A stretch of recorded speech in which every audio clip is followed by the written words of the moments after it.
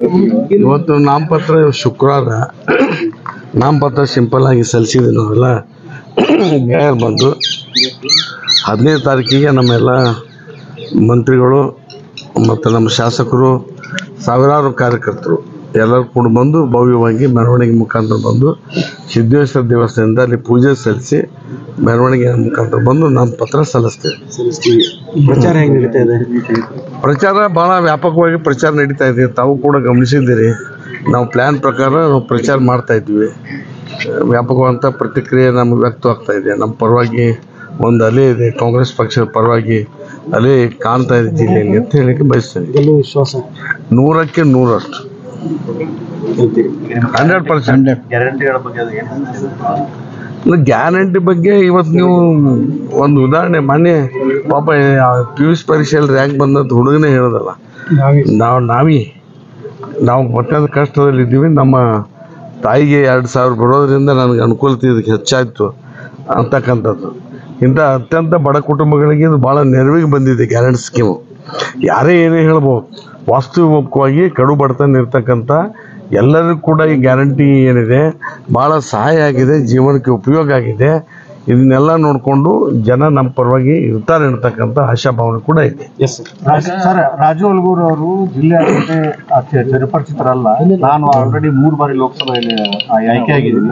ಹಿಂಗಾಗಿ ಎಲ್ಲ ಜಿಲ್ಲೆಯಾದ್ಯಂತ ಚಿರಪರಿಚಿತಿದ್ದೀನಿ.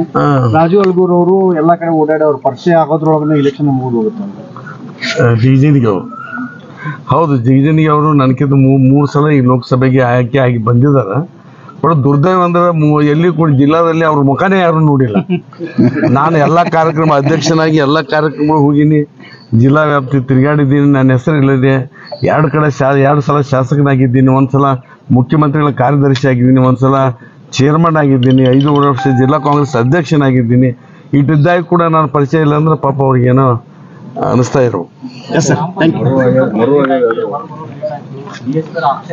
ಇಲ್ಲ, ಅದು ಪ್ರತಿಯೊಂದು ಪರಿಶೀಲನೆ ಮಾಡ್ತಾರೆ. ನಾನು ಕೂಡ ಒಂದು 2 ಗಂಟೆ ಕಾಯ್ದೆ. ಮೊದಲೇದವ್ರು ಯಾರೋ ದಾವಣಗೆರೆ ನಾಮಪತ್ರ ಸಲ್ಲಿಸಕ್ಕೆ ಬಂದಿದ್ರು ಇಲ್ಲಿ. ನಾನು ಕೂಡ 2 ಗಂಟೆ ಕಾಯ್ದೆ. ಅದಾದ್ಮೇಲೆ ನಾನು ಕರೆದ್ರು. ಅದು ಪ್ರತಿಯೊಂದು ಕೂಡ ಕೂಲಂಕುಷವಾಗಿ ನೋಡ್ತಾ ಇದ್ದಾರೆ ಅವರು.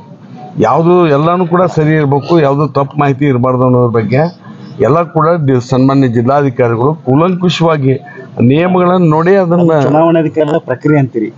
ಪ್ರಕ್ರಿಯೆ ಅದು ಸ್ವಾಭಾವಿಕ ಅಲ್ಲ. ನಾನು ಕೂಡ 2 ತಾಸು ನಾ 11ಕ್ಕೆ ಬಂದಿನ. ಈ ನಾನು 2 ತಾಸು ಬಿಟ್ಟು ನಾನು ಪಾಳೆ ಹತ್ತೇನೆ. Okay, thank you.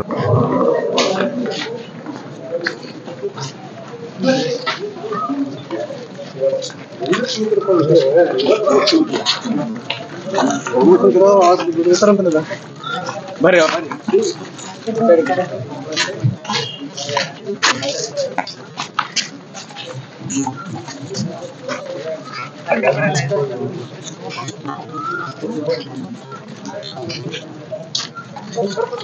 ಸರ್, ಇಲ್ಲಿ ಬರ್ರಿ ಸರ್.